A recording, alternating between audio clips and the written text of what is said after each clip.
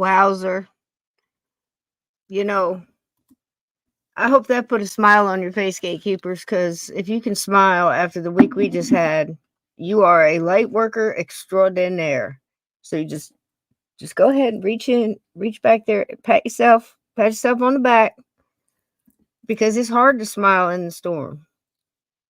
It's hard to smile and keep your light in the dark. That's your job. That's what you chose to come back here and do, right? How many? It's becoming obvious now, isn't it? But it's okay. You know the secrets. You know how to get through it. You know how to do it. You know how to do it. What's happening, Scott? Keep smiling, baby. This is where all that military bearing comes into play. Absolutely. I tell you why. Because we're sitting back here and we're smiling because we know bullshit when we say it. We know. We're paranormal investigators. We're light workers. We're spiritual warfare, time tripping, question everything, fact digging, sorting it out, son of a guns. I mean, that's why we do it. We want to know the truth. Tell me. Tell me what I saw. And tell me what I know. Tell me what you think. Tell me what your theory is. Tell me what your experience is. Let's sort them out. Yours doesn't change mine. Mine doesn't change yours. That's the way you just live. Just be left alone and just do the right thing. And, right is right and wrong is wrong. And we know the difference. And we're going to keep the lights on. And we're going to keep smiling. We're going to keep tap dancing in the rain, baby. Singing in the rain. How y'all doing? Just singing in the rain. Jack, how you doing? Scott, I see you there. How are you? Uncommon Belief. Thank you so much. Thank you. You know what I mean. Slow. How you doing? Renice, how's everybody doing? Did they get everything sorted? Did we make it through the week? Saw Lulu in here. See Echo. How you doing? I'm pretty sure. Where's Ted? What's happened to Ted? Lord Connor. Why aren't they up in here? So anyhow, here's the thing. A couple things off top. Keep smiling. Because why not? You'll make them crazy. They'll wonder what you're up to. They'll wonder what you know. You don't have to tell people what you know. You don't have to tell people what you think. Here's the other side of that coin. You don't have to listen to what other people think either. Not even me. That's absolutely for sure. Because like we said a couple weeks ago, it's getting harder and harder to stay in a room with people that are vibrating on a different... You feel it. I know you know what I'm talking about. You get in there and just like, oh gosh, what do I have to do to get back out of here? How do I have to maintain this? But you do it and you push through and you go through because you know the secret. You can see through the magic. Once you can see through the spell, it doesn't work anymore. It doesn't work anymore. Psyop doesn't work. The corralling and the cajoling and the manipulation and the mind, you know what I mean. That's why I played that one about the Zen. I watched birds today. I watched my cats. They're fine. They're just, food bowl. Sun, bird, nap. Pretty much that's what we're doing too. Trying to keep our head down, hoping for the best, looking to where, what pocket of darkness in this nasty cesspool of whatever it is they got going on here, can we shed our light into to do the most good, that won't completely drain us, because it's just zap, zap, zap, move on. Just boop, boop, boop, boop. Kind of like, little love arrows and and beams of light in a kind of like a drive-by, happy thoughts and energy, and move on. Go to the next thing. Happy birthday to your mom. Whose mom? Lulu's mom? Happy birthday, Mom. Happy birthday to you. Absolutely. Celebrate them all. Celebrate them all. I hope you had a wonderful time. It was Sunday, Lulu. It's great. It's fantastic. Happy birthday to you. Happy birthday. Hey, Caillou, how you doing? To you. How much more of that can I sing before what is it? Are they still collecting money on that song? Insanity. Power corrupts, absolute power, absolutely all that mess. You know what I mean? It's greed. And it's so funny when you think about it. And it's semantics. Yes, it's the importance of the punctuation in the legal document. It's the importance of that one word. The and or the or if or the the. It's crazy. The little shifts. It's like our little friend with her NDE. If you remember me telling you about it, every time she giggled, she shifted. Just it's those little anchor facts, if you choose to accept it as fact, that these things happen. And it's such a little difference. It makes all the difference. So whether I guess if you choose to grit your teeth and white knuckle it, listening to some crazy news on the way to work, angry at the guy behind you riding your bumper and the one that just cut you off and they're going too slow, they're going too fast, watching them break the rules and get away with it and do all the things that they're not supposed to do. They're not signaling, they're changing lanes, they're weaving in and out. These motorbikes now, people on motorized bicycles, and I guess they think they don't have to, or maybe they don't even know who knows, what do I know? I'm just driving here, trying to stay in my lane, hoping they stay in theirs. They're weaving in and out, biz buzzing around. No stop sign. What? Red means, oh, I thought that meant look both ways and go when I want to go. And then you've got these people that it's red and they're still coming. And they're going to block the lane so you can't go now. It's insanity. And that's just on the road. So you can choose to get crazy in that, or maybe if you don't have a choice to not go that way at that time in that horrendous traffic and you have to deal with it, maybe find another way to go about it. Maybe instead of listening to the news at the same time and taking in all that fear frequency and all of that, maybe put on some really cool music that raises your vibration and you kind of look and you laugh at the crazy people and go, wow, I'm just going to wait the extra 2 minutes and arrive alive and unscathed and unscratched, and laugh at the idiots and stay far, far away from them, because the only good that's come from where we are right now, and I guess in our universe and our world, at least how I see it, my vantage point right now, sitting in the heart of New Jersey. Lord help me. And, seeing it how I see it, you can get in that traffic and you can choose to lose your mind and spill your coffee and get mad at the traffic guy or on the radio or whatever the news may be. Or you can change what you can control in your environment, put on good music or an audiobook or, I don't know, insert your idea here. But you get my point. And laugh through it. Hey, Rena, how you doing? Welcome in, sweetie. I'm sure everybody here will make you feel welcome. If you get bacon slung at you, it's love. And if it offends you in any way, we have an option for avocados and broccoli, I believe. Was it broccoli and avocados? Or was the avocado for... I've lost track. My mods will handle, I promise you. They'll only throw at you what you wish to have tossed to you. But it's all love. So, there you go. So anyway, that's the thing. You choose your path. You can enjoy the journey. You can learn from it. You can go, okay, this is what I'm here for, spiritual warfare. And I know what drains me, and I choose not to be in this room right now. I choose not to make those phone calls. I choose to understand that what I'm looking at is the truth, yet I know there's something else going on, something a deeper.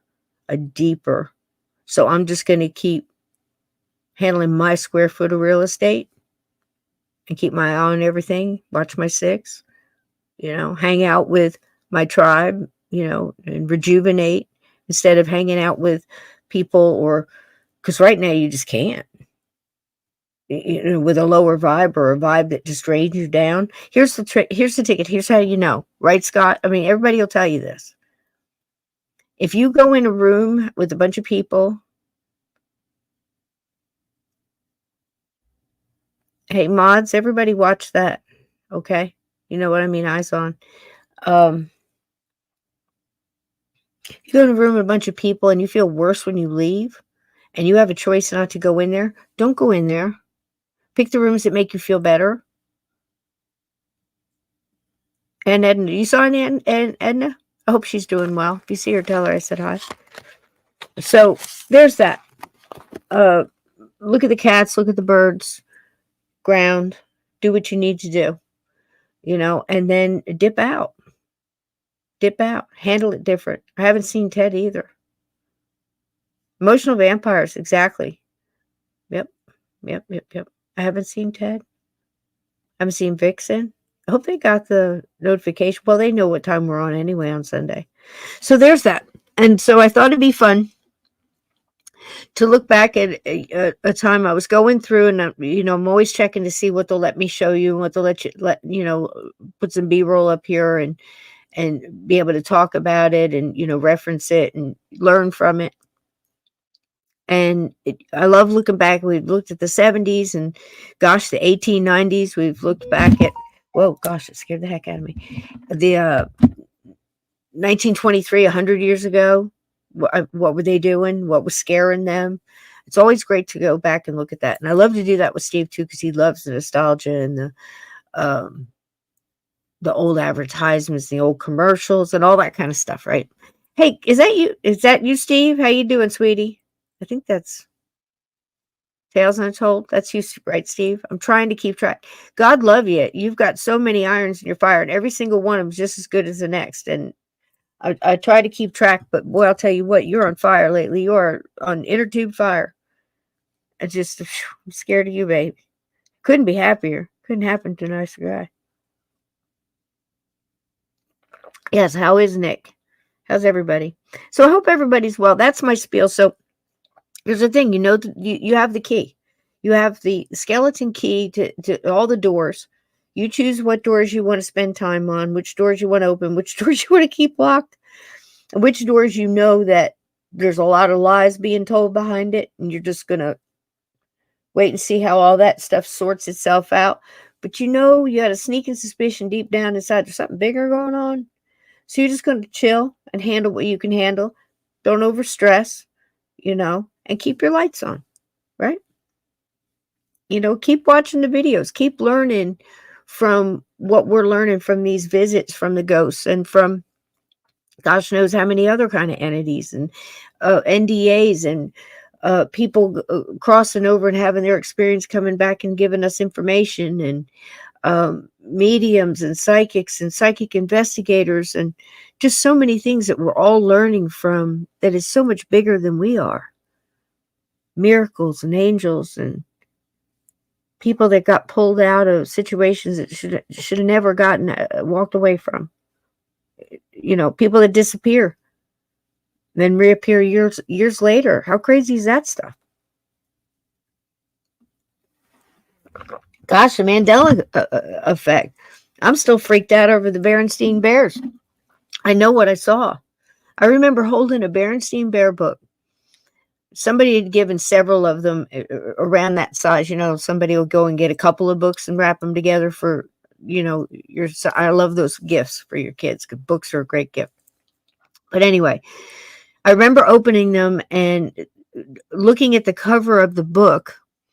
And one of the books was, actually two of them were, clear as day, were the Berenstein Bears, right?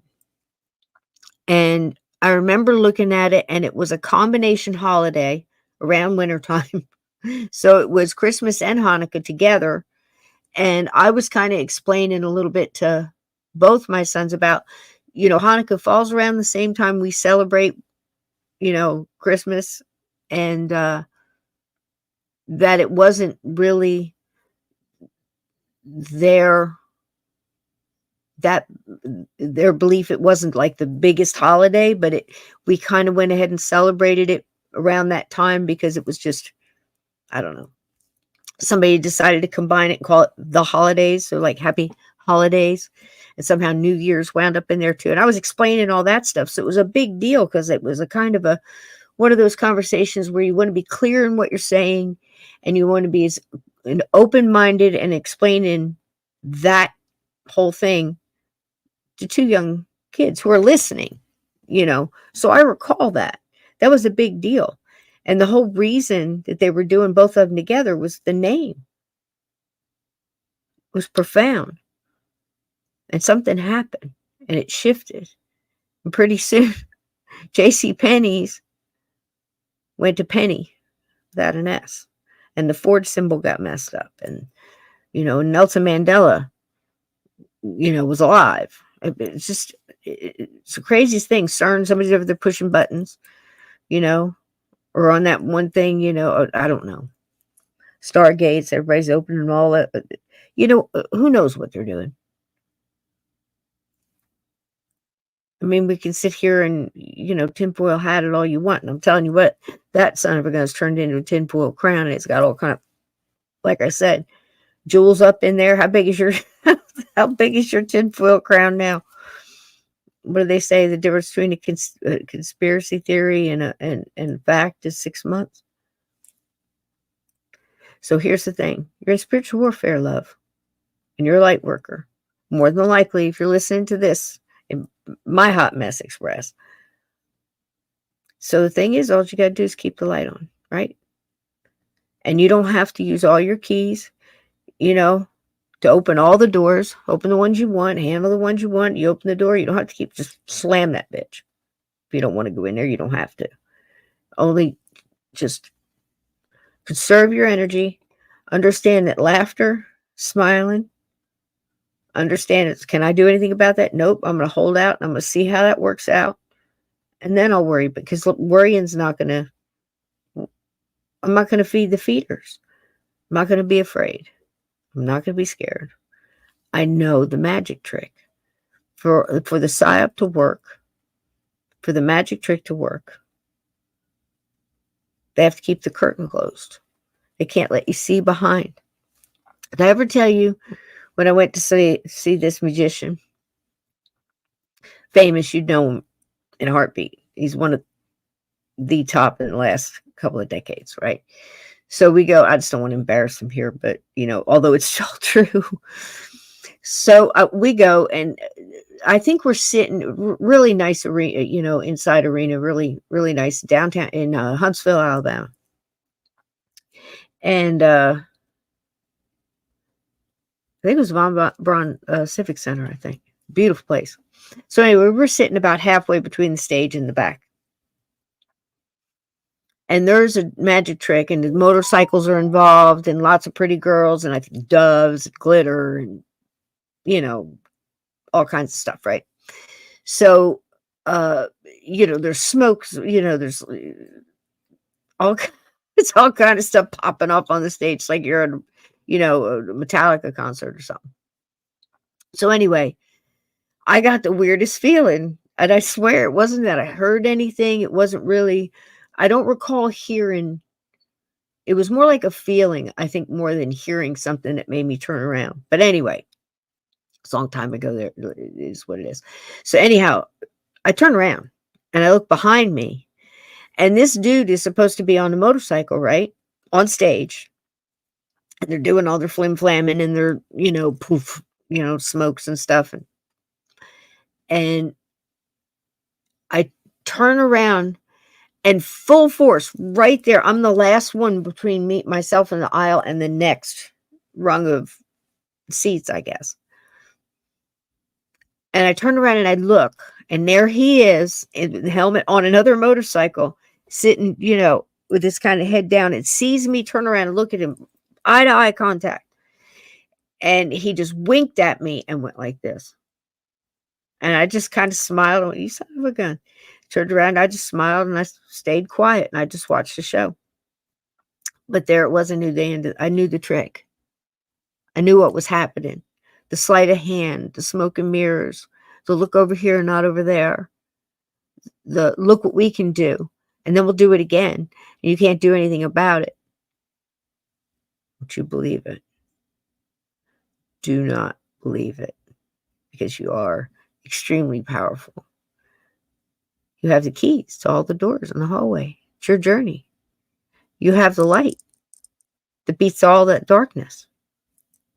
Anything that happens in between is pretty much your choice whether or not you want to be involved or not. Right? So use your time wisely and try to do something that, when you have the choice, that builds you up instead of tears you down. Because I hear a lot of people saying, I have to go through this, I have to do this, or I have. Start whittling away at those I have to's and go, do I? Do I? And sometimes the answer will be yes, and sometimes it'll be no. I don't have to put up with that. I don't have to call that person. I don't have to talk to that person. I don't have to go there. I don't have to make myself do this. You get what I'm saying? So I hope that helps you. That's like light worker advice. Not an expert. Not, just like John Keel says, I am not an authority on anything.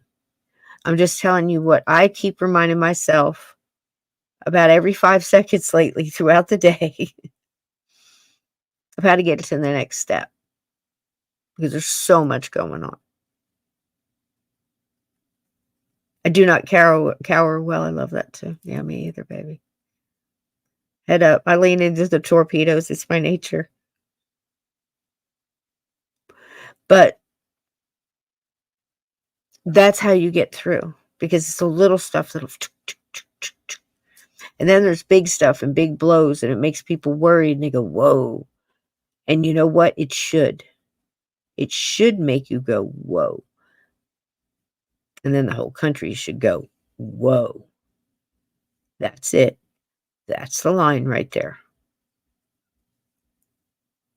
You can do it to him. You can do it to me. Done it to others. It's not what we're about. It's time to slam on those brakes. Emergency brake. Lay rubber. Pull the country over.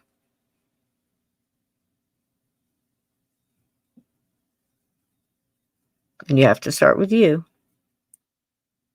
Do that. And know that you have that light. You have that within you. That's why I played that. Now, one of the fun things to do, one of the tools you can use is researching stuff that you enjoy, or listening to a podcast or something like that. And I'm going to highly recommend, if you do not know about this gentleman, I cannot say enough about him. His name is AJ, and his best friend is a goldfish in a bowl called Hecklefish. And if you are not familiar with the Y-Files, you need to get familiar with the Y-Files. It's available on podcast, and he does not need my help, my humble help. But that's not what it's about.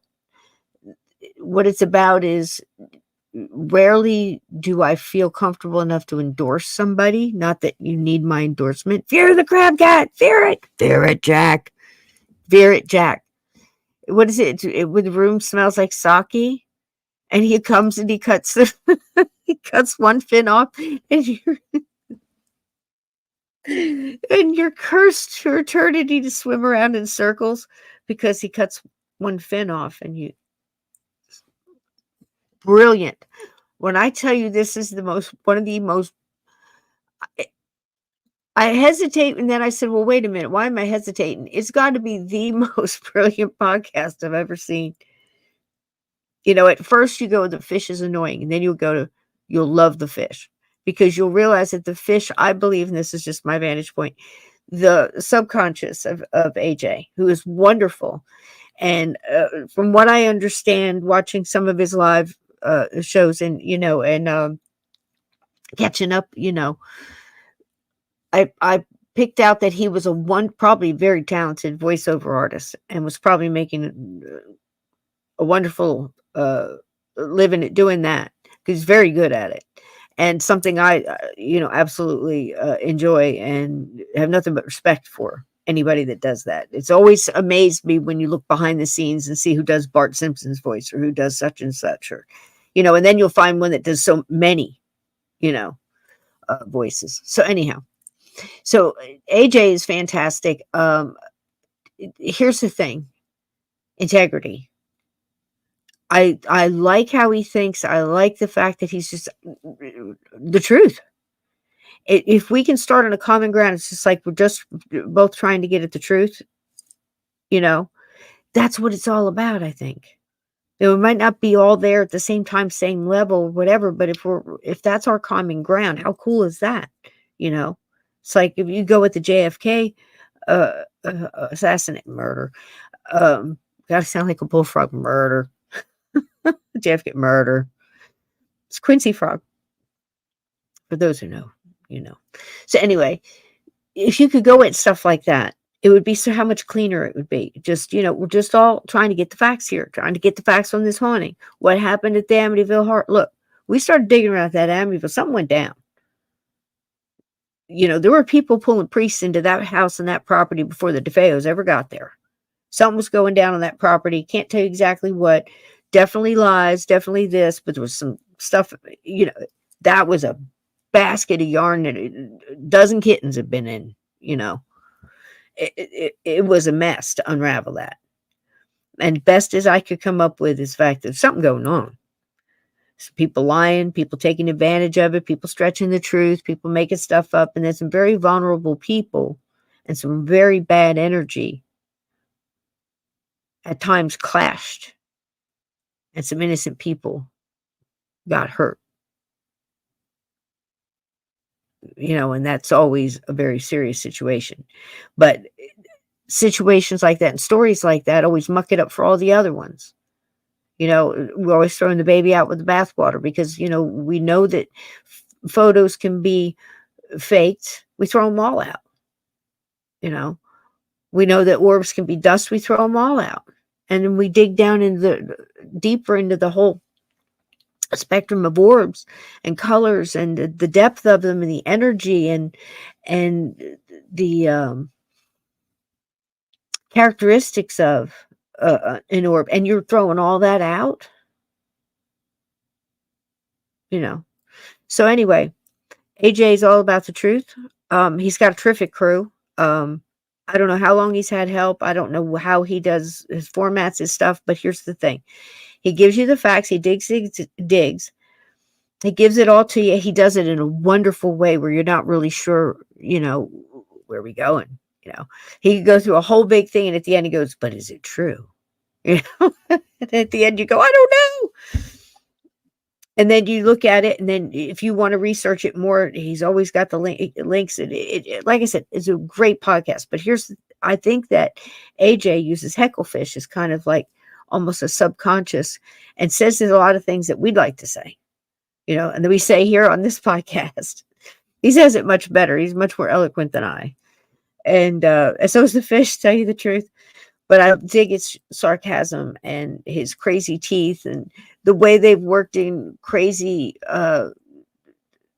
little words that, people that make people laugh, and he's supposedly a goldfish dating a camel. And it's not supposed to make sense.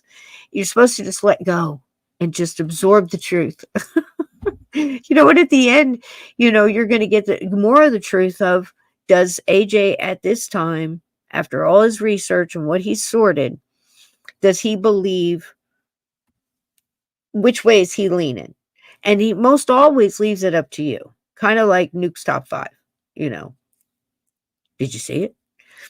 So anyway, the Y-Files, but here's the thing. Dude's got like 5 million subscribers or something, like I said, he doesn't need my help. I'm telling you, because if you don't know about it, you should. And it's fun and it's available. Like I said, the visual here on YouTube and probably many other venues, and also in podcast form on like Spotify and stuff. He's got, it's just a wonderful way he goes about doing it. And he even has fun commercials. And if you just let go and understand the fish is there as sarcastic, kind of subconscious, and kind of says the things that we would like to say. And he really likes talking about conspiracies and the Anunnaki, and what else is he into, Jack? What was it? Lizard people. Fantastic little fish. So anyway, the Y files. So one of the reasons I brought that up, not just to share it with you, but here's something else, and you're gonna thank me, I promise. So mods, if you find the link to that, the Y files on the inner tubes, just throw it up there for everybody. So there's that. Here's the thing. He does a lot of deep dives on a lot of alien stuff, and Gobekli Tepe, and other things like missing people, and a lot of the stories that Art Bell had on his show, like what, it's wonderful, and with a wonderful fresh vantage point to the whole thing. That's just my lizard people. It's fantastic. Thank you, Jack. So on there, I've been digging into a lot of these things, like Mel's Hole. I can't believe I just said that. Luckily, we're not so popular, so somebody would cut that out and make that a clip. But anyway, I digress. I've hung around the fish too long. I've been binge watching the hecklefish, so I am I'm no longer responsible. So anyhow, on there, he's got a fantastic episode on Georgia Guidestones, and it's absolutely phenomenal. And when you watch it, and I highly recommend you do, just put in the Y files, Georgia Guidestones. Dude figured it out. And that's one I wanted to know the answers to. And once I watched AJ and the crew do it, Hecklefish, of course, that there's no need to dig anymore. It's answered. So I would love to do an episode on that, or at least talk about that. If you want to go watch it, maybe we'll talk about it next week just a little bit, because it's just a fun episode. So fun, the population and what do you call it? Eugenics, and just people being so full of themselves to just think that we're entitled to their opinion, like I guess I'm doing right now, because I'm giving you mine, but there it is, it's free. Like Cisco's saying it. Wait a minute, let's pull this up here, Jack. I'm sorry, honey, I'm getting too old to not have to lean in to see. Like Cisco is saying, it is a phenomenal podcast. He dives into everything from giants to Mothman to the Philadelphia Experiment to the MIB. Covers everything very, very well. I'm extremely thoroughly. Hey, Hangin', welcome. Woohoo! Ahoy, ahoy! And we're getting to the ghosts. I promise you. I'm going to shut up. Yeah, and that's the thing. It's like once you watch AJ do it, and some of them inspire you because I knew nothing about such and such. That I watch. I'm like, wow, I love digging into that. But he does such a thorough job, that it's almost like just watch his, because I can't do any better than that. That was absolutely amazing. But of course, I'd love to dig into a couple of the ones that he's done as far as aliens, and man, there's so much information on that channel, so go watch it. But one of the ones was oh gosh, it's been retold so many times I don't even know how to describe it. Let's say the Russian deep hole, where they put the microphone down and they got what they called like the sounds from hell. I believe Art Bell had this on too, right? And if you heard it, it freaked you out. Well, then it went through, it changed, and it, got debunked, and then it came back again. It's, I think Siberia was definitely one time, and they said Switzerland, and they said something else and something else. But anyway, it all came out finally that it was actually a recording from an old horror movie, and they just replayed it and did some stuff, whatever, it was a hoax, right? So it's always disappointing to hear those, but I want you to remember, if you know which one I'm talking about, if you know what I'm talking about, let's put it in the chat that you've heard this story. Yep, you've heard it. Renice has heard it. Jack, you know which one I'm talking about? So it's these, the hole into hell. I don't know. There's been so many, like the well to hell and all those things. But this one was where they put a microphone down. I think Art Bell did it. So anyway, AJ covered that. And he tells all of the things and the dates and the facts and how it all got broke down and kicked back and forth like a paranormal ping pong ball, back and forth, just lie, lie, lie, lie, lie. So you're going to be disappointed in some things too, but I think it's important when that happens to look at it and go, well, I'm not disappointed that that's not real. I'm disappointed that it would go so far. And again, every time something like that happens, you think, oh gosh, we're going to lose more people because they're never going to believe anything now. That's all I mean by that. It doesn't affect me at all, other than the fact that I'm glad we didn't get a recording from hell. That's a plus. So, my whole point on that is to just remind you guys, in the weeks that you just had and the weeks that we got coming, to remember that there's been other disappointments, but that doesn't throw out the whole genre. That doesn't throw out everything. Okay.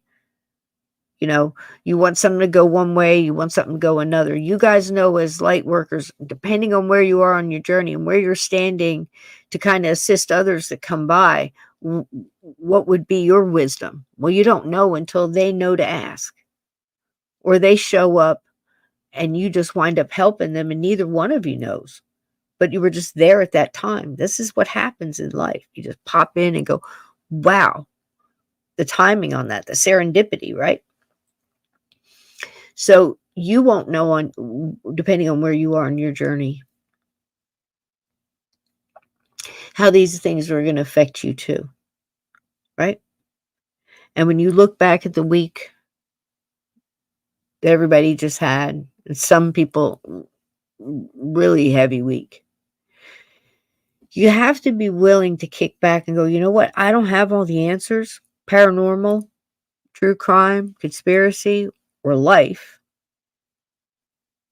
But I know enough as a light worker to stand back and go, there's something bigger at work here. And I'm going to chill and do the best I can and get through it the best I can and use my light my way, the best I can, to help others, because that reinfuses mine and it makes it grow and makes it stronger for everybody. And it's the only weapon to use against this sort of chicanery, black magic. So you just remember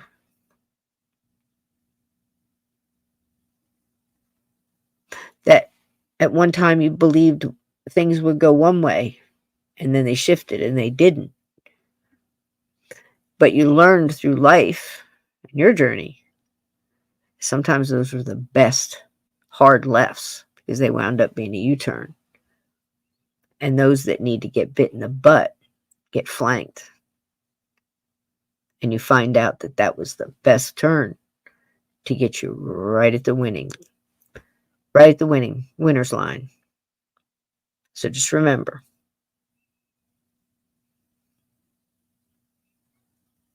Okay? And you can do that with, like I said, paranormal too. Because if you're willing to look and have open-minded and have your mind changed and your mind to grow and accept new ideas that actually, wow, they do work with mine. They had a piece, I had a piece. And once I opened up and I looked at it, I went, wow, that picture. I had no idea. So as long as you're willing to keep doing that, you don't have to give up anything that you've already believe in or that you're standing on faith. Just adding to it, broadening it, because your conscience is able to handle it. And I think it's cool when we can look back and see, what were they doing then? That's why we do that on this show. What were they doing paranormal in 1923? Well, spiritualism blew wide open. People were meeting in secret, so they could gather around the spirit board, right? Talk to the dead. Every war that it has happened, there's been a burst of that spiritualism movement all over many countries in different ways. In the 1990s, here in the United States, we were just getting really going on this computer internet stuff. If you remember, I think it was last year we started pulling up. We had a piece on, what was it? It was sightings, and it was another one too. It wasn't In Search Of. It was something else, because In Search Of was more 70s, and then you had the 80s, of course. You started having, things drizzling in and out, and you had Twilight Zone and all those kind of things. What I'm talking about is once they realized what a tool the internet was going to be, where you could have something like America's Most Wanted, and you can remember when they had the guy would walk through, the host would walk through, and there'd be all these people on the phones, like it was a Jerry Lewis telethon or something. Hey, Derek, how you doing, sweetheart? And they'd say, call in if you have any tips on this, person is most wanted, whatever. And they started utilizing it to reach out and get information from the masses, right? So Sightings was one of those shows that really kind of cracked that ceiling, that glass ceiling for the paranormal, for true crime, really, because they started branching out. They've had a little bit of that in there, especially any kind of weird murder or unsolved kind of thing. Cryptids, of course, Bigfoot, UFOs. They were heavy into UFOs and sightings, of all kinds. But because of the timing of it, because of the equipment available, not only in investigation, there was all kinds of early stuff happening with, EMF meters and people talking about fear cages and parapsychology. We've talked about this before, where it's coming up in the 70s and the 80s. So now you're in the 90s, and these two things are converging. And this is a show that's able to reach out and say, do you have a ghost? Give us a call. And we'll put it through our database, and they're starting to reach out and get, I'm not even sure they use the word expert, but let's just use it for lack of a better term right now. They would reach out and try to get an expert that they could sponsor to go to these houses and check out. So a lot of up and coming parapsychologists, local colleges, looking into the paranormal, on all levels, photographers. It's just amazing to see, right? And I think Sightings, probably more than any other show I've seen, really cracked the ice on that. Do you know what I mean? They went in, they sent in a team.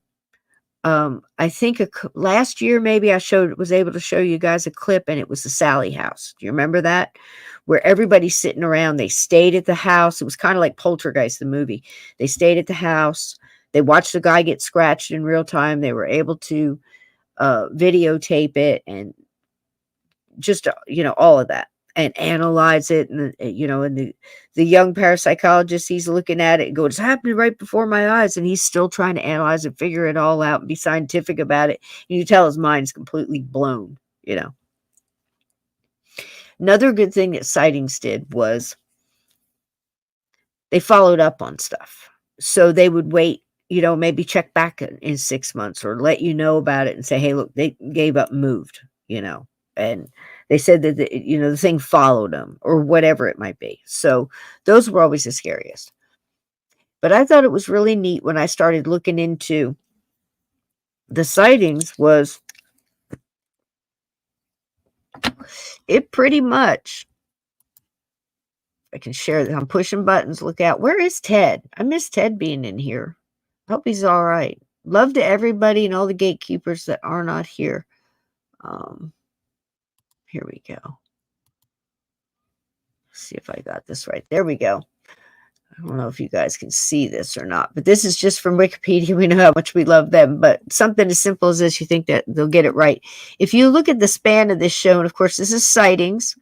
The host was Tim White. He was always the host, just like, what's his face was the host of Unsolved Mysteries, Robert Stack. So, it was very well done, and it had kind of an interesting way it got started. It started out kind of like when Rod Serling and Leonard Nimoy started out. They had movie blocks. It was like 3 different movies they put out, and Leonard wound up finishing for Rod Serling. And it was very similar to the Chariots of the Gods type feeling movies. And then that became a series of In Search of. This was similar. It put out 3, and Linda Moulton Howe was behind one of them, and I believe the name of her first episode that she produced and started this was called Strange Harvest, and that was about the cattle mutilation. So I learned something. But also, if you look at the span of the show, it starts here in October 17th, 1991, and it goes all the way to the last air, 1998 down here. From September 96 and then 98 probably in syndication or whatever. But I thought that was very interesting. I really liked the way they did it. And like I said, I've really admired the way they handled it, and the fact that they tried to, hey Vixen, how you doing, sweetheart? Welcome in. The way they would send a group in and just try to, very much like AJ does, get to the facts and just tell the truth, and then left it up to you to decide. But they also seem to care about the people there stuck in the situation. It seemed to me they were kind of cheeky about, like, if they had somebody available that they tried to use on some, a couple of the investigations and didn't quite work out. They handled it very diplomatically, and you didn't hear any kind of backlash from them. They just went to somebody else the next time, and they went with a couple of familiar people like Peter James for the psychic. When Peter took him through Alcatraz, that was the end. Nobody else would do. You see wonderful people like our friend Daniel Brinkley. Brinkley goes through here after being through 3 lightning. Yeah, 3 times he got hit with lightning and died. 3 NDEs. I think it's at least 3. I really hesitate every time I say it, because I think we're up to 4 now. I think something else happened. But he's obviously a being here to do something, and he's wonderful, and he's a terrific psychic. He doesn't really emphasize that a lot when he's doing podcasts now, because he's looking into other stuff, but he's a terrific psychic. And in Sightings, in the early episodes, you see Daniel walking through certain situations and investigations. So that being said, I thought it was really cool that Sightings went through that span. It was like the whole 90s, right? So I thought, what else was going on in the 90s? Do you guys remember? Wasn't that long ago, right? Just a couple of decades. And was it really different? You know what? After spending today looking at old commercials and old toy commercials and McDonald's commercials, car commercials, you can really tell a lot with the car commercials and little local commercials too, I think. The pride that they had in product, the emphasis on how they lasted a long time, like your Maytag washing machines and things like that. Pride in how long, quality would last. And I think in the 90s, we were probably starting to lose cars, but not as bad as they are now. They were definitely If I had my way, we'd go all the way back to the 70s on those, but that's just my preference. You know, when they were made out of metal and built to last. Boom. So anyway, it's interesting to look back and see those, and it wasn't very long ago, but there was differences. And like I said, you could really see that, not just in the people and the way things were presented, but we hear that a lot when we listen to the mysteries and we're listening to commercials from the 70s, and how even, you know, strange things like, you know, it's 10 o'clock. Do you know where your children are? You know, to think that you would have to make an announcement like that, for one. Two, we were out until 10 o'clock at night playing in the streets and stuff. And they had to call us in.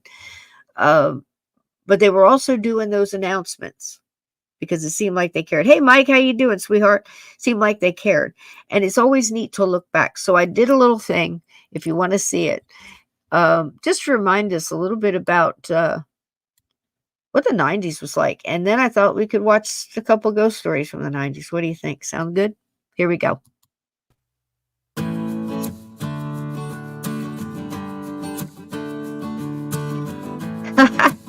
This girl's in it. Clerks. Misery. Reservoir Dogs. One of my favorites. Men in Black. American History X.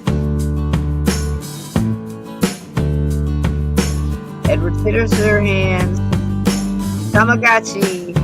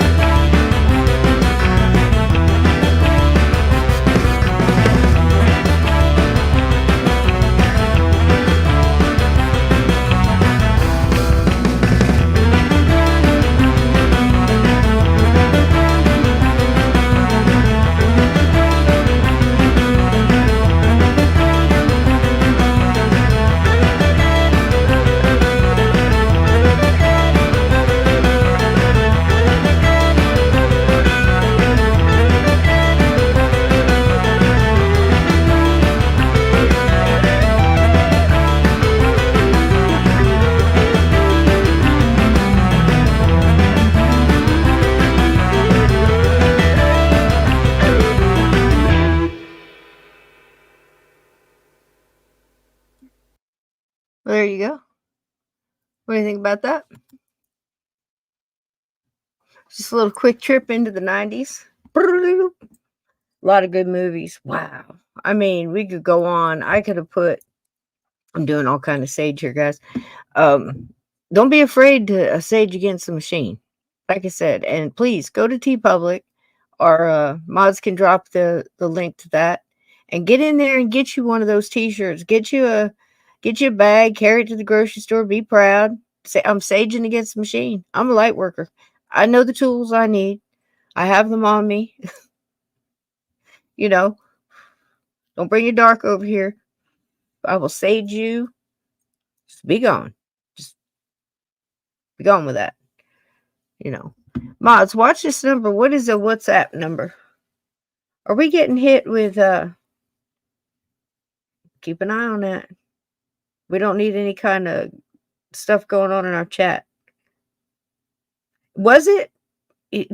Look, there's so many other things I could have put in there, but I figured we did a smattering to get you in the mindset of what was going on at that time. And what were you doing at that time? What was I doing? I was raising two boys, saging against the machine. I probably had 3 jobs. Hey, Sarah, welcome in. So I was bartending, floral designing, probably doing concrete work. Lord knows. Swinging the hammer, doing something. Putting meat and potatoes on the table, paying that electric bill. You know how it goes. What were you doing? Probably the same. So my reflection on the 90s are a lot of cool movies. I remember going and taking them to see the Titanic. My son my oldest. Lots of love sent out to you, Jesse James, if you're out there listening. Always from a very young age, had a connection to the Titanic. And yes, I would go as far to say, as if you asked me to say, do I think he was reincarnated from that time, or at least have something to do with it? Could have been building it. Who knows? There's so many people attached to that, that whole saga, from beginning to end. Doesn't necessarily have to be on the ship, but if I was pressed to say, I would say probably so, because of the memories he had at a young time, the way he recalled when he looked into books, and the recollection he had on his face, and the things he said. So, I mean, that's what more can you. And he never said anything that you could go back and just, I mean, like I said, there was a couple of real-time things right in front of me, looking at the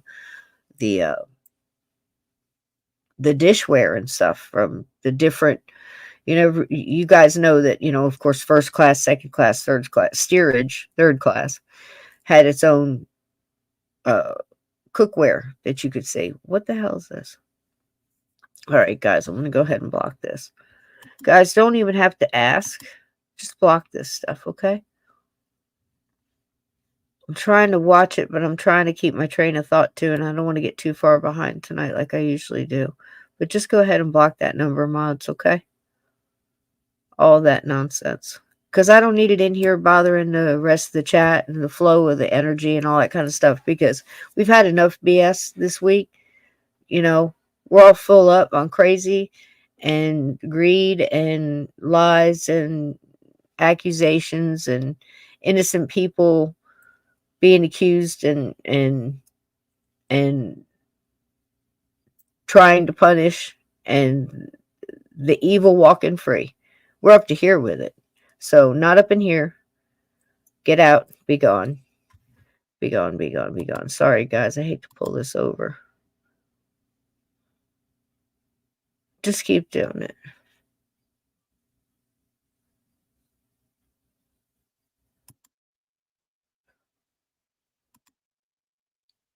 Okay. There. All right, guys. So anyhow, sightings came out, and they started utilizing all their tools. Just like I'm telling you, use all your tools. Mods, use all your tools now. Just keep blocking it, erasing it, taking it down. So it was really neat to watch them grow coming in 91, spanning all the way to 98, really. To watch them grow and reach out and try to utilize all these tools in different ways. And some of them worked well and some of them didn't. I pulled a couple of stories for you that shows that kind of growth. And they're also interesting stories. The first one, if I recall, it has, and I'll stop it and point this out to you too, because I think it's important that you pull this out of the story. There is a time in here where the mother describes a horrific thing for a parent to have to try to protect their child from something they can't see. And it's obviously a horrible torment to this family. And this is one of those stories. It's like the whole reason that if we're investigating and we're trying to dig into the truth and we're trying to understand this, not only for ourselves, but for others, it's important. Just like anything else, somebody a victim of a crime and nobody believes them because everybody else has cried wolf. You get my point? This is one of those stories. Or somebody was involved, like you start hearing Ed and Lorraine Warren and right away everybody, oh, and I get it. I get that. Fair enough. But here's the thing. All of it, all the stories, all the families, all the things, all of it. None of those families suffered. I beg to differ. I know some of the stories. And quite a few of them, and there's more. So I'd have to say, again, there's a perfect example of, a sour apple getting in there. Are there still some good apples left in the barrel worth saving? I would say yes. And that's how I look at ghost stories and cryptid, sightings and Bigfoot sightings and missing planes that, fly through a cloud and are gone or show up 20 years later or some mess. It's amazing. And it needs to be looked at, right? And that's what sightings thought. And I like the host. He was even able to kind of keep that stoic fence sitter kind of, hey, Scott, thank you so much. Very cool. Thank you. Yes. Thank you. Yes, you can help this show with super chats. There's thank yous in the videos after the fact. Once the live loads, you can go in there and you can hit, give us a tip. You can go into TeePublic and get yourself a t-shirt or sticker or button or, John, we even got hats. I'll show them to you. It's really kind of funny. I really don't have a lot to say on all the items. I just picked the ones I want you to make available to you guys. And I'm like, whatever, stickers, we get a little bit of it.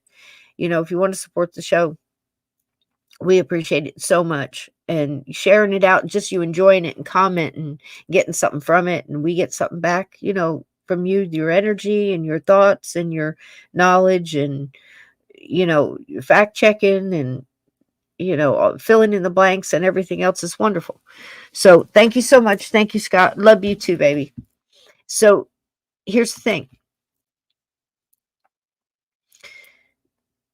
I think it's really cool that we get a chance to go back and look at this because prior to this, it was very difficult to get anything that the inner tubes would allow you to see from sightings because it was a hot show. It still is in syndication. So I am so glad I'm able to bring this to you. So got a couple of stories and within here, there's more. There's probably more for tomorrow. Maybe Steve and I will do this too, and we'll pull a couple more. But it's, again, like I said, it's not just the story. It's within here. So the mom is trying to help the kid, the young girl. She sees the young girl getting attacked. And she throws her body on her daughter. And she can feel her still getting attacked under her body. And she can't block it. It's not the first time I've heard this. I've heard several times before. Vixen Doe, thank you, sweetheart. Super sticker, thank you, darling. I love you guys so much. Thank you. Woot, woot, woot. Yes, absolutely. Woot, woot, woot.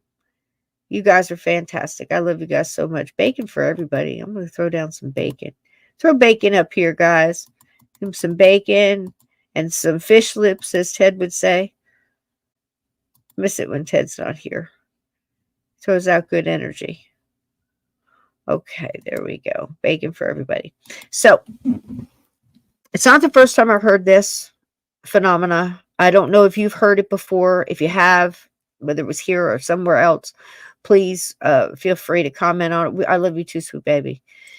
And because I think this is an important step to understanding the paranormal. It's done out of fear. It's manifesting it. It wants you to feel this. It wants you to get that I can't fight this feeling. It's the same to me, and I want to know how you feel about that, as ripping a crucifix off your neck, or breaking a rosary bead, or throwing religious statues on the floor, or turning upside down crosses and things like that. I think it comes in the same realm, but it is mind-boggling because the physics of it blows your mind that something could continue biting her daughter while she's laying on top of it, yet going right through her, it would seem, to get to the daughter. This makes sense. How you doing, Chrissy? Welcome in. Welcome, welcome. Have some bacon. Grab some popcorn, adult beverage, whatever you're doing. You know, we don't judge, and enjoy this. We are going back, time warping, back in the time machine, going back to 1992-ish, and enjoying sightings. And this poor family that went through quite a bit of hell. And very interesting case. Here we go.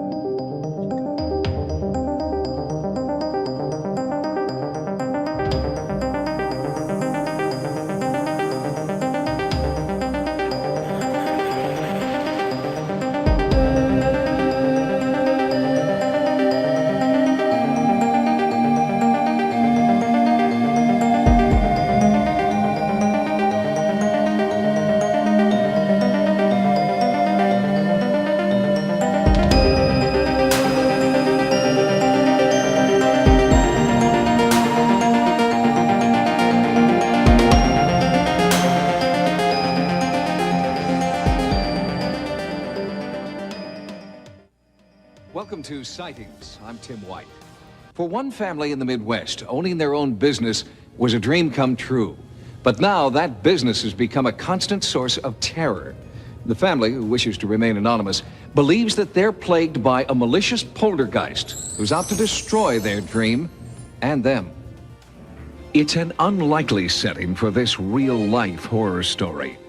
America's heartland, where the promise of the American dream can still be realized. Clean air and water, safe neighborhoods, a place where you can still buy a house and start your own business. All the reasons why the King family came here to raise their children and why they want to stay. But staying means confronting an evil force that seems to have possessed the family.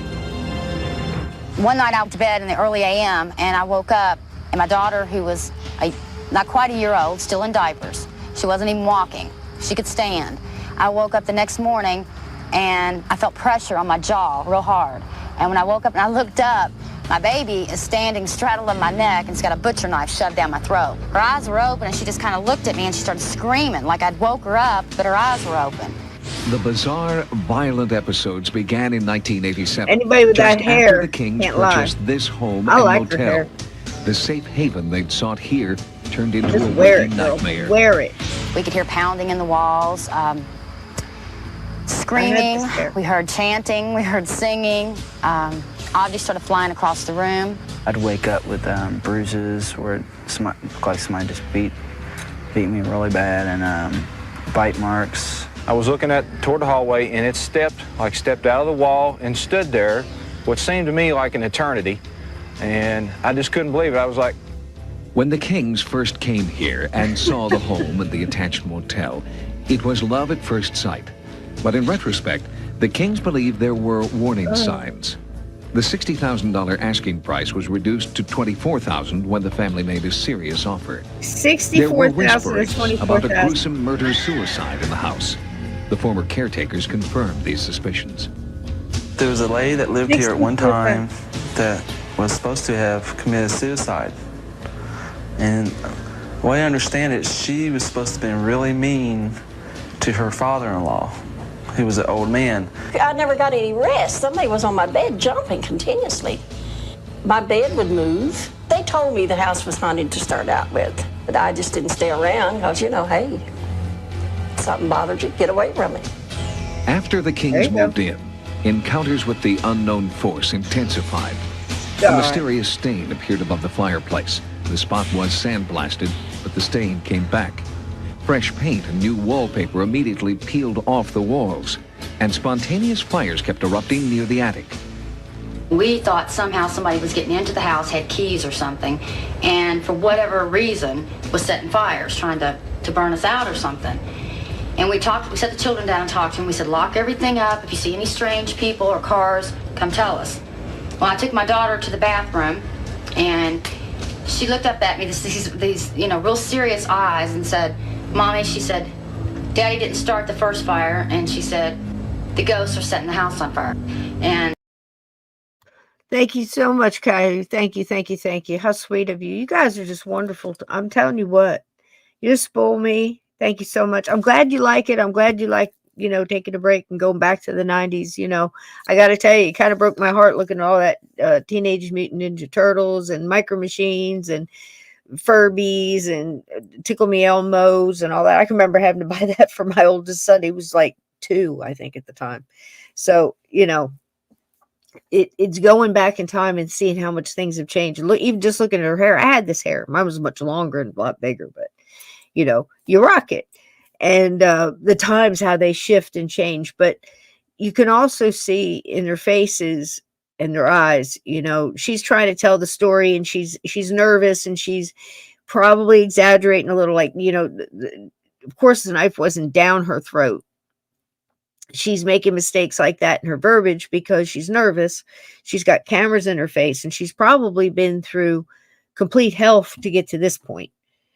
This young man, I don't know if they're construction or what, but they seem to have a lot of family that comes and goes, and her husband is just, they're trying to work through it, but they're having extremely scary stuff happen to them that they just don't understand.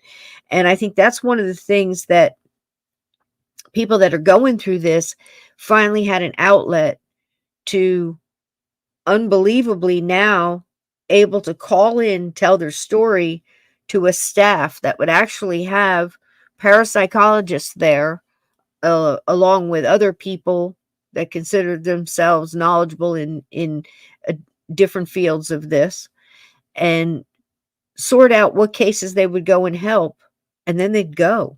And then something even more astounding, they would stay, and they would try, and they would go back, and they would try to keep up with it. And it was really quite unique, even still, to have that. So it's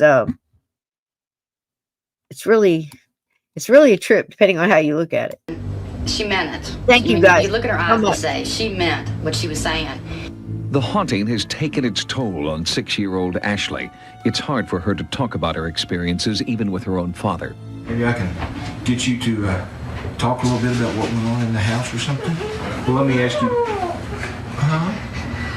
Don't be afraid about it. In desperation, the Kings consulted a parapsychologist specializing in poltergeists. They were having poltergeist-like activity in the house, which to me meant that things of a shadowy nature were taking place.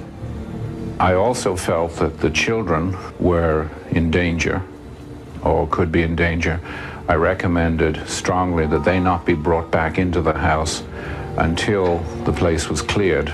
But with their life savings in the house, the Kings were trapped. After Dr. Moscow's visit, Doretta began to have terrifying visions of a grisly murder. Was she seeing the ghostly images of a deadly crime? First time that this happened, I had put my daughter, who at the time was like 1.5 years old, she was a baby. Had her in the tub, and she was standing here, and I was sitting on the side of the tub, and I felt that jolt. It felt just like somebody was running a movie projector on a wall. I'm going to stop it there because I got to say this. First time I saw this, I had to stop, run it back, and I'm listening to her as she's describing it. Now, I don't know. I haven't gone back and researched how the whole thing with the family here played out. I know that they say something here at the end of this story of at that current time what had happened with them. But as far as where they are now, no clue, or what's happened to her. But when she describes this, I want you to ask yourself, do you think that this woman has got abilities? This is Sightings, Richard. It's just called Sightings, and it was on television from 1991 to 1998, respectively. And pretty a popular show back then. Pretty much leaned very much into hauntings, history, kind of like Unsolved Mysteries, but more with ghosts. Heavily into UFOs and abductions and those kind of things, and anomalies and cryptids. It was a pretty cool show. So, what was I saying? Oh, wow, I totally forgot. I'm sorry, guys. I got knocked off my track. I apologize. Haggis, no haggis for me. Thank you very much. For just, I'll take whiskey balls, though. If anybody's got the plate of whiskey balls and they want to pass that, bring that around. Popcorn, I'll take extra butter, a little more salt than you think I should have, but that's the way I like it. So there we go. But this is a trip. So that's what I was saying about her. Do you think that she had abilities? Because what she's about to describe is horrific. Listen to how she says it and what she says. But if she saw this, of course, this would explain why the house is haunted. Not that you need that kind of explanation for a house to be haunted, but in this case, they seem to have one. So why not use it, right? But at least as a jumping off point as to what's going on with this family and why there would be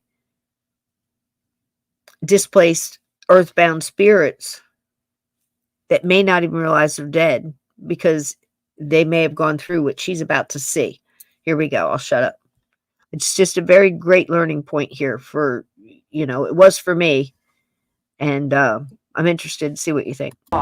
It was vivid color. I started seeing, what you call the images or whatever, of a man. And the man was sitting on the side of the tub fighting with the woman, and he killed her. And that's like I felt her. She released and it was over. And then, the little girl, he hit her the first time with the shovel. And,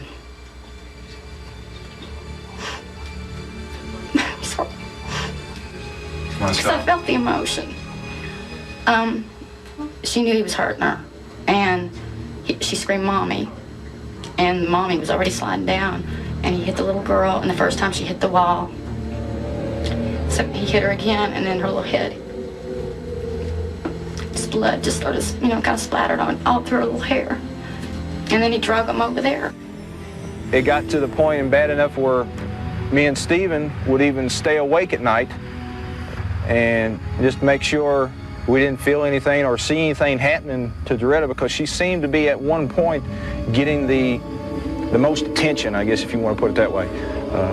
She was being almost like violated. And then it moved away from me onto the children, and they were actually being bitten. Ashley got the worst of that. She would scream and say, "Make them stop."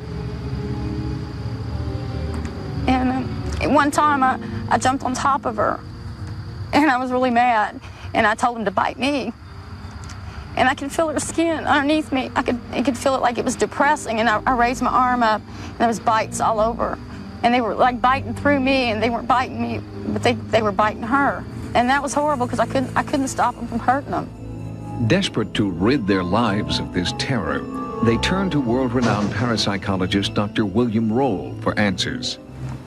This particular home is located in a triangle of high-tension wires. leaving open the possibility that the occurrences may be related to that situation. A home like this is a kind of hatchery for ghosts, you might say, because of the electromagnetic fields. We accompanied Dr. Roll during his investigation. 3 prominent psychics were brought in to try and identify the source of the disturbing poltergeist activity. I feel there was a murder here. Possible that there could be a body under this house, or bodies, too. I don't feel it's necessary to dig them up. I feel that these people can be released simply through understanding. The investigation proceeded. Finally, at 4:17 a.m., a breakthrough. The presence of an entity was strongly felt. Although our cameras couldn't pick up an image, Doretta felt she had made contact. He's here. I'm trying to convince him to show himself. Any idea where he might do that? He's standing right here.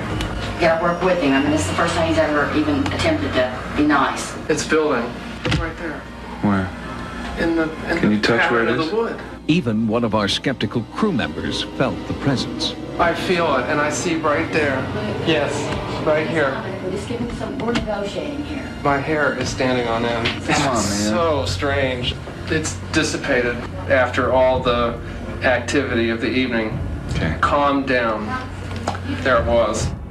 Families who live in a home like this may experience, because of the place they're at in their lives, may experience events that have happened in the past in this house, in a house like this.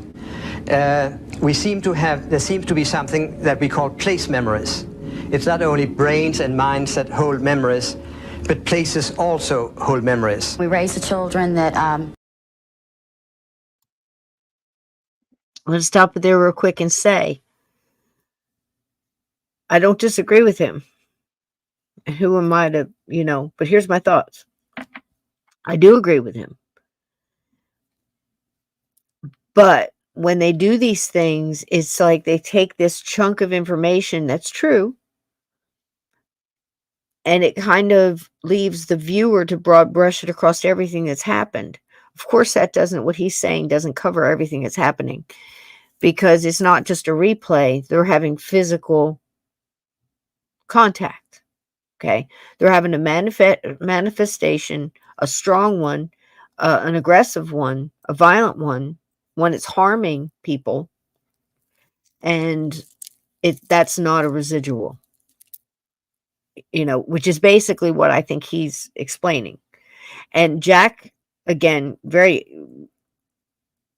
well told the story of how he's had a similar experience where he had a replay and saw the whole thing go down, the whole murder.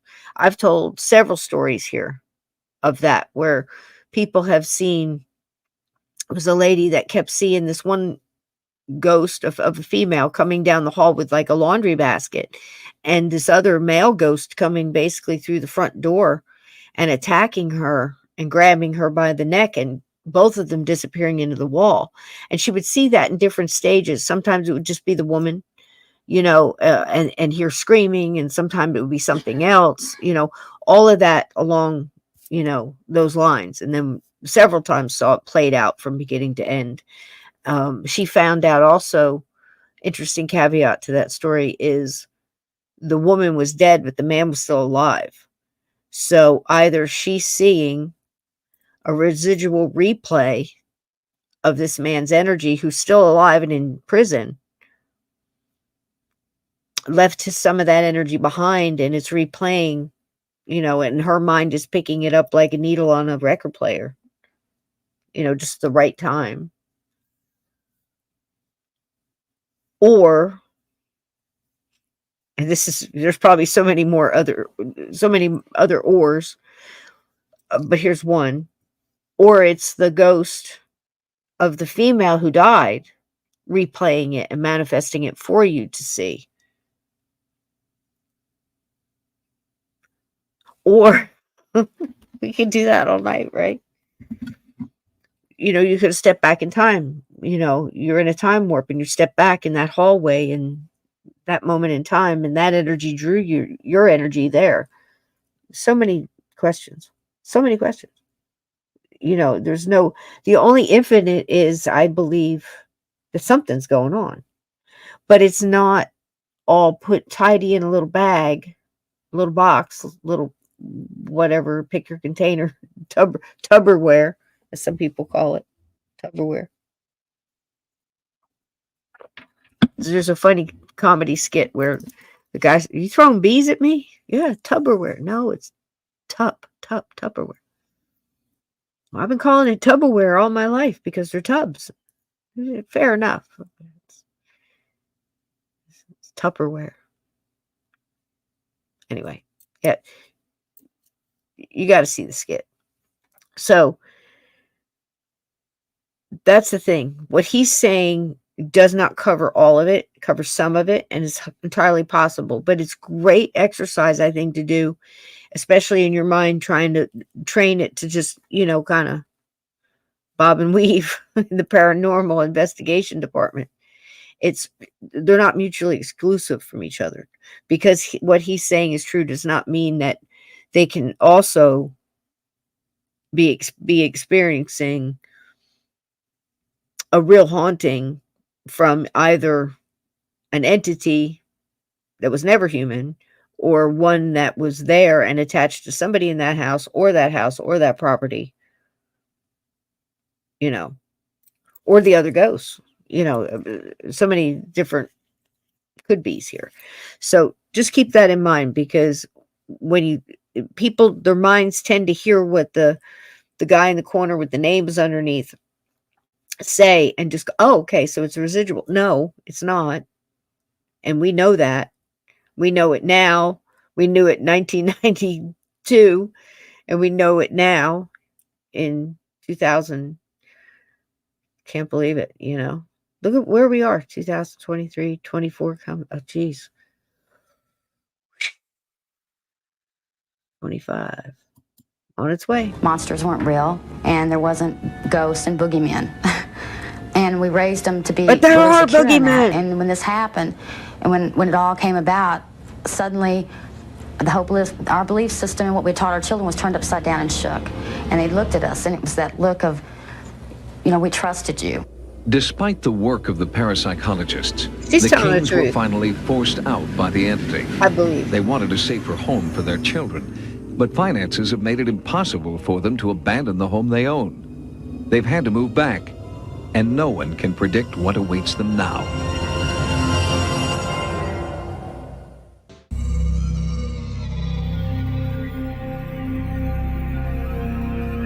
Mullet. I love this. This is a very old movie. This is a little gift from an old movie. And this is one from a very old Japanese ghost movie. It's very cool. So anyway, there's so much in that story. And I believe her. And they do go back and check on her, and things continued for a while,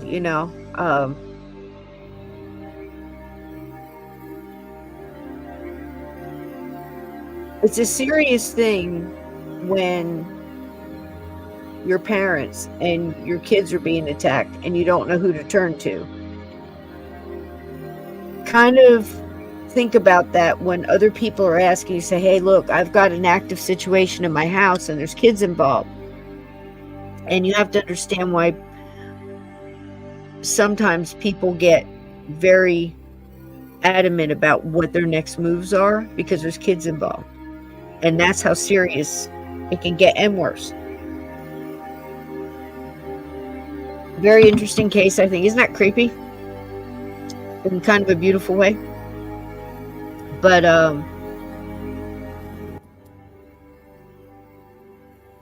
I just think that it's very cool the way Sightings was learning how to go about looking into these cases and who to turn to for answers. And this next one, it gets even deeper.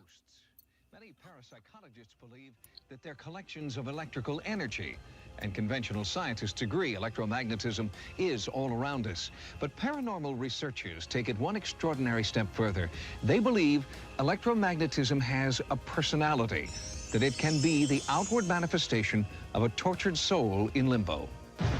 On July 28, 1974, Larry Richard Roach, an unemployed electrician, ended his own life with one rifle blast to the chest. This is an amazing case. This is an amazing case.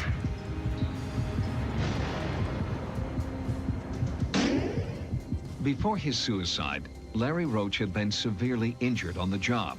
Electric shock had left him physically and mentally disabled. He had seizures, was emotionally unstable, and when his wife left him, Larry Roach became despondent and took his own life. Today, near Dallas, Texas, in this quiet neighborhood, a new family lives in the house where Larry Roach committed suicide. It was supposed to be the Lemonis family's dream house. They finally had a backyard for the children and plenty of room. But their happiness has been short-lived. They believe something is trying to force them out. 3 weeks after we moved in, strange things started to happen. I had walked from the dining room into the kitchen, and about then, something got a hold of my hair and lifted me up, and I started hollering, "Pam, Pam, help me." And she turned around and looked, and she said I was just like a haze all over me, like a glow, like I had lit up. Most of the disturbances in the house seemed to be related to strange electrical energy that had an almost human form. It affected appliances, the telephone, the lights. The phone answering machine played back messages spontaneously. You've reached 642. You've reached 642. Then a frightening apparition appeared in the kitchen.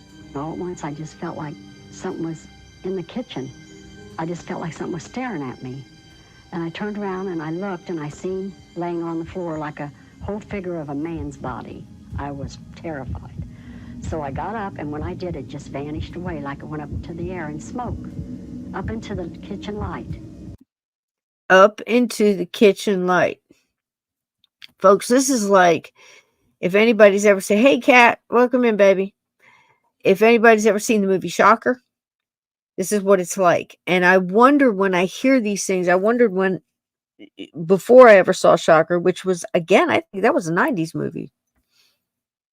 And the premise is bad guys goes to prison, death penalty, electric chair, does a curse thing, has some kind of paranormal supernatural connection and beliefs into some kind of whatnot, hoodoo, voodoo, that you do kind of thing. So anyway, and when he goes, he curses and he says, "I'm going into the electric thing." So when they shock him, he just jumps into the wall socket and bing, bang, zoom. He's able to do whatever he wants, and his mind is just, like a supervillain in Batman or something.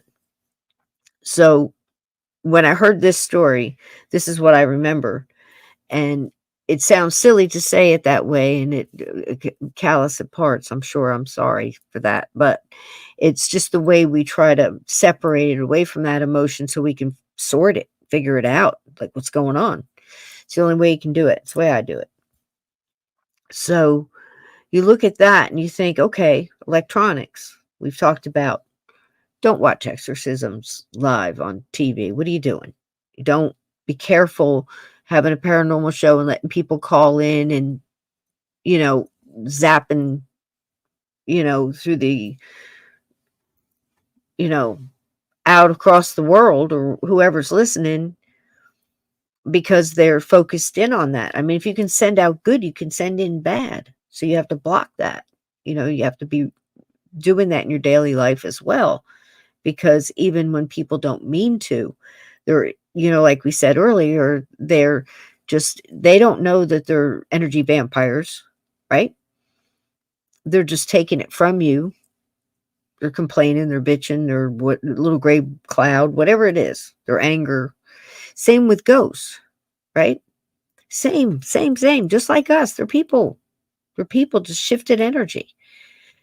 So the first question, if you were to go into this house as a paranormal investigator or somebody, a light worker or a spiritual worker or a house cleaner or just to support a group with good energy and, whatever it is that you do, you go into this situation, your first thought should be, what kind of mindset is this earthbound man, the spirit of this man? What kind of mindset is he in?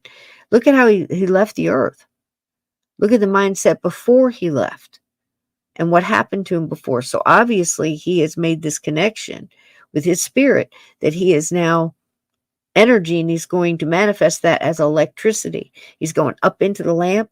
He's zip-zapping around anywhere they see him. He's glowing. She said they had a glow around her when he lit, presumably him that lifted her, right, in the kitchen. She had a glow all around her. There's something to it, folks. That energy, that conduit, whether you're allowing and giving permission to go through you and use you as a conduit into a Ouija board or something else like that. Use my energy. Be careful with that stuff.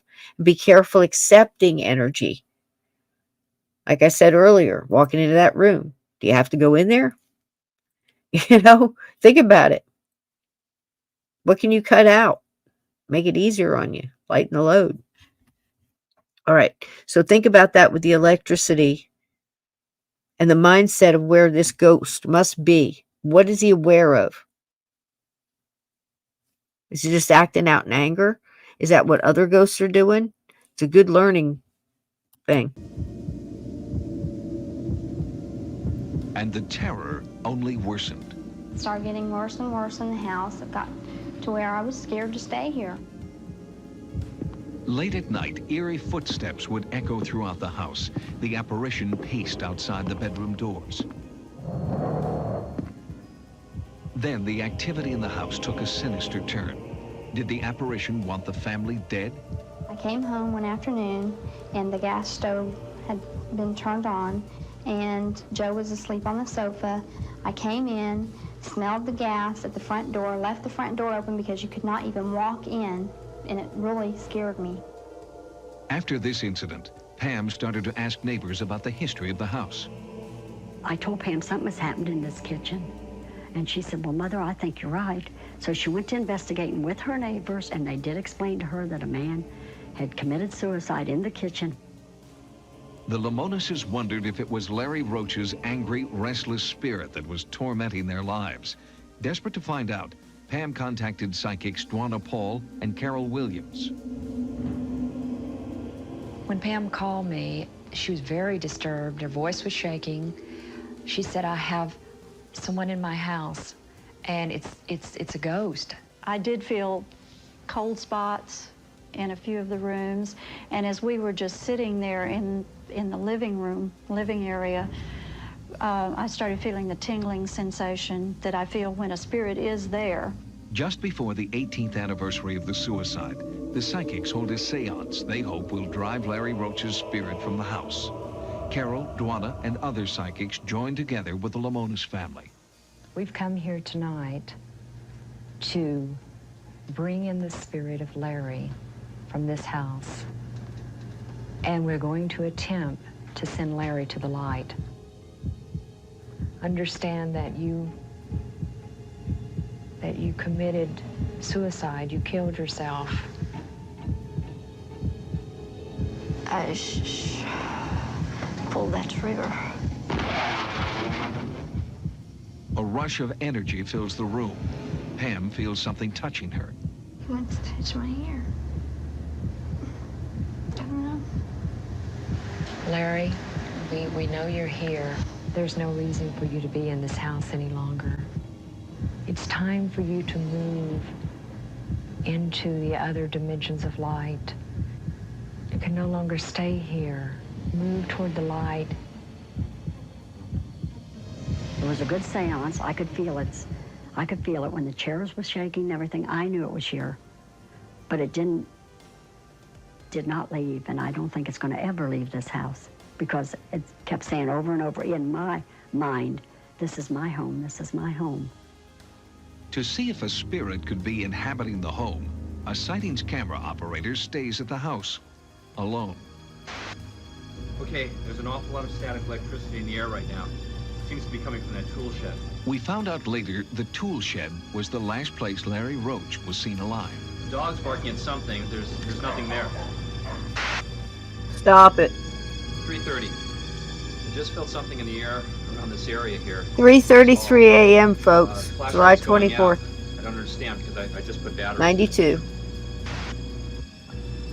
The light in the kitchen's going on and off, but I'm not touching it. It's 5 a.m. right now. There's a weird smell. Brave dude. I don't know what it is. There's a lot of electricity in the air. More now than before. The warning light on the camera's on. Why are the batteries dying? Larry Roach seems to have made Why are his the presence batteries? felt, even to our crew member.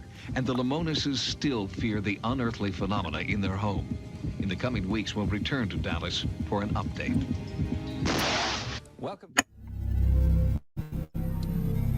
See? They're going to return to Dallas for an update. And there's Ted's friend, and he's not here to see it. Was this Hawaiian paradise cursed? We were This told, is don't scare away the tourists. This is a Or was it fun one. just I think I got local this whole thing. superstition? The people that had stayed there saw dead bodies floating in the ocean. They had terrible, terrible odors in their rooms. In virtually every culture, burial grounds are considered sacred. Okay, good. I think I got this whole thing, so I just wanted to be sure. So for the last one, when you think about that group, it just again solidifies for me. I wonder how if you feel the same, that a small group of people, never doubt, what's the saying? Never doubt that a small group of people.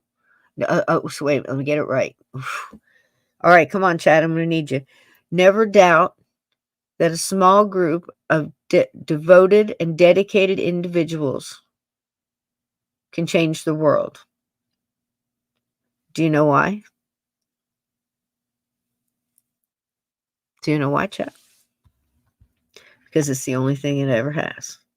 So if that is true, and all the times we've ever talked about direct voice medium, Leslie Flint, decades of research on communication with the dead and spirits coming through, assisting other spirits and earthbound spirits, and crossed over ones alike, and each helping each other. It's an incredible story.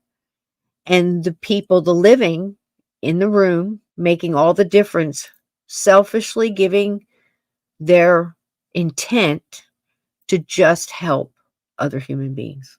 They weren't there for any monetary gain, to get messages to their loved ones, although I'm sure they did along the way. It happened, but it happened naturally instead of them coming in. It's like, I've got to hear from my dad. If I don't hear from my dad, I quit. That none of that. It was like, who are we going to help tonight?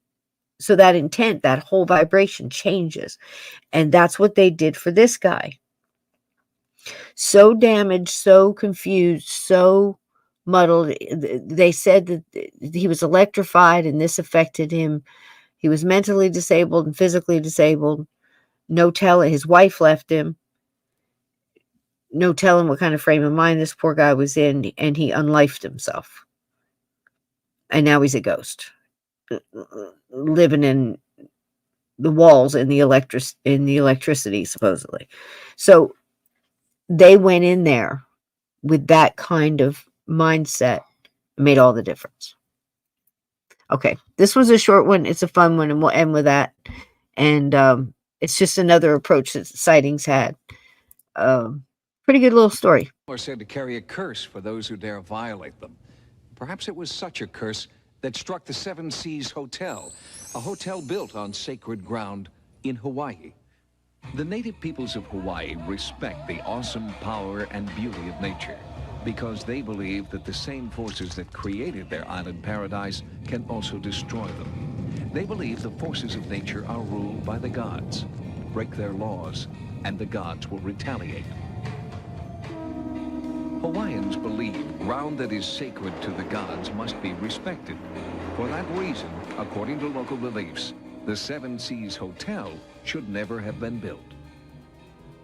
Native Hawaiian people have a great deal of respect for what Westerners might consider superstitions. When Hurricane Iwa destroyed the Seven Seas Hotel in 1982, many Hawaiians believed that it was an act of vengeance by angry gods. During construction of the hotel, an ancient Hawaiian burial site was unearthed. Some natives believed the site would be cursed unless it was blessed by a holy man, a kahuna. I was so close, Jack. Thank you. As superstition. Thank you, baby. Construction continued. In Hawaii, there are just certain things that you have to do. When you build something, you have to have the land blessed, and according to all details, this was not blessed. If you're excavating, you uncover bones.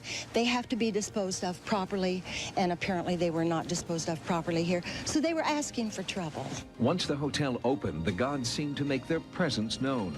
The people that had stayed there saw dead bodies floating in the ocean. They had terrible, terrible odors in their rooms.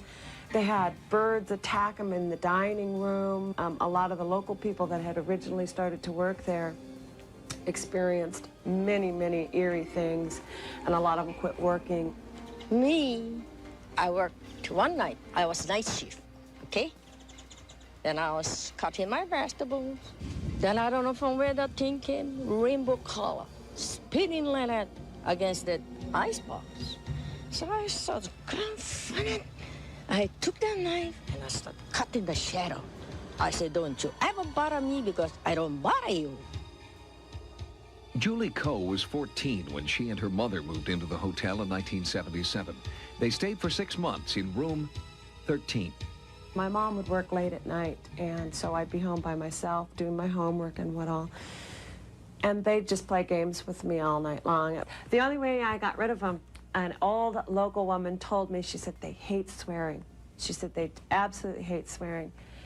And one night I had just had it. I couldn't sleep. I couldn't read. They were just making too much racket. They were making me very uncomfortable. And I got up on my bed and screamed every 4-letter word I could think of in every combination I could think of. And by gosh, if they didn't settle down and leave me alone for the night. You'd hear it like every other night. The knives hitting the wall. Good for her, right? Good for her. People walking on the Not the first time I've heard that. In many cultures, they say that. The tourists. You know, if they hear spooky noises, don't tell spooky stories. You know, make an excuse for the toilets, anything.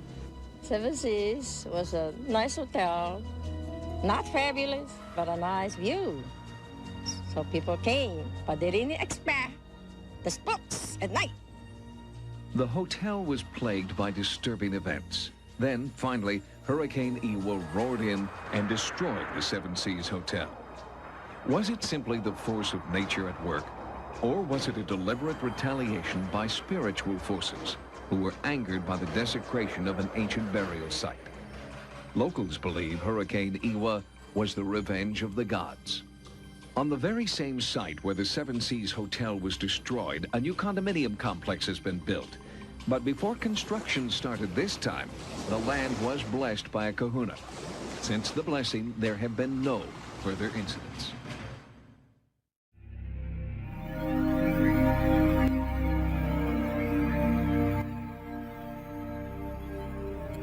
How about that? What do you think?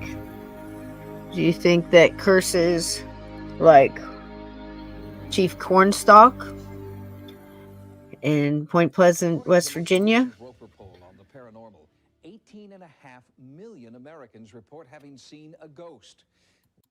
All right, we'll finish this one up tomorrow with Steve because I've got more. But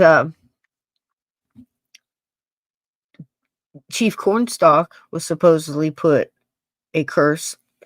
And after reading his story, how they killed him and his son, they held him captive and all the things he did for him. And again, he was just caught up in that whole, do we work with them? Do we keep fighting against them? There's so many of them. They're going to keep coming. We've tried everything. We tried to assimilate. We've tried to show them how to do stuff and how to track. And, you know, we've been guides and interpreters and we've taught them how to grow things. And now they're done with us. They were at that point. And now they were just using them, the fort and the people there in charge were just basically using, you know, Chief Cornstalk and his followers and his own family, actually, and using them, and they were kind of done, and they were using them for like ransom. They figured they could get a little more out of them. And some young soldier got killed by a group of rogue Indians, and they couldn't catch them, so they came back and they started killing prisoners. And Chief Cornstalk and his group was a part of that, and he was wounded, and when he was wounded, he's putting a curse down. If you ask me if I believe in that, I would say absolutely yes. So is it possible to bless something and take that off? Does it make a difference? What do you think? But there you go. A little trip back to the 90s. Thought it was nice. It's also good to try to use these things to help us get through our daily stuff and the stuff we got to face during the week. We all face something different, but we all face something the same, depending on, where do you want to color it? Are you coloring inside the lines? I don't think that's required anymore. They're not, as long as you're, because you're trying to make it look nice. So you ever had one of those teachers who like, you can color outside the lines, but you got to make it look nice. That's kind of where we're at. You go outside, you don't have to follow all the rules, but you got to make it look nice. That's kind of where we're at. So do what you can do. Again, we say that on every show. Your light. How does your light shine? How are you using that? Are you using it just to get through traffic and get home and handle your stuff and find joy in that? Because that's what it's all about. It is that 4 hours you got to sit outside and have a beer and listen to the birds or have a cup of coffee or whatever it may be. However small it may seem in the grand scheme of things, it's not. It's everything. Because that's your chakra. That's your plug-in. That's your energy being plugged in and getting juice back from the universe, from each other, from other people, from yourself, from the sounds and the things you choose to listen to and to look at. And just like that magic trick, when I saw that wonderful magician that had made so many big things disappear and so many things happen that just defied physics and everything that you believed in, you're seeing it and you can't wrap your mind around it. Once you know the trick and who's tricking you and who's using what to distract you, you can look behind you and see what they're doing behind your back. And they might wink at you and tell you, shh, but don't you do it. You talk, you tell it. Because once you know the trick, once you break the spell, once you go, not up in here. It's like we did in the chat. Not up in here. Not up in here. It's that simple. Bye-bye. Be gone, rebuked. That's what you got to do. So hang in there. We'll see you tomorrow night. Keep doing the things you do. I went outside. I planted some things, even just for a little bit. Listen to some old music, just like this. Looked back at time. Try to remember how things were, how they can be again. Whether you believe it or not, it can. Because the values are still there. The people are still there. The hearts are still there. And it will prevail. It's just, think about it, folks. It's like an old Western. I'll leave you with this. Do you remember an old Western? Think back when you were a kid. You're watching those movies, and it's the guy that's in, they always predicted it's white horse with the white, the white hat and the whole thing. That's how the whole word white hats came in. I put the bad guy in black. He was the troublemaker. He was the guy that wasn't going to follow the rules. Black hat, black horse. I always thought it looked better. Ran the dirt, much better, right? How frustrating was it to watch that bad guy break all the rules and get away with all the stuff, get away with the gold, kidnapping the girl, maybe murder, maybe other things that you saw that they needed to pay for, that guy needed to pay for. And you're looking over here at the guy who's got his hands bound by law and by following the rules, and that ever-pressing question of how far can I go where I don't become like them? It's different. It's harder when you're trying to do it the right way. It's frustrating. And sometimes the bad guys get away with a lot of garbage. But man, when that pendulum swings, it's glorious. It's absolutely delicious. And I can feel it in the air tonight. How about you? I love y'all. If the blues get you, one sure way. Kick off your shoes. Dance in your own darn kitchen. Dance in your driveway. Dance in your office. Boogie behind the wheel of the car stuck in traffic. If that's what you need to do. But dance the blues away. I love you guys. Good night, everybody. Thank you for the super chat. I love you. Thank you so much for being here.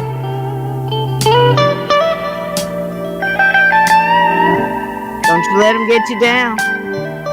Just dance.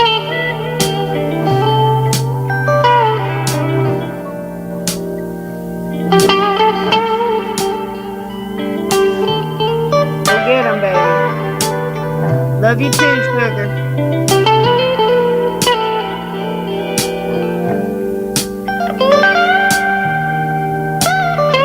Go be the light. Go get them.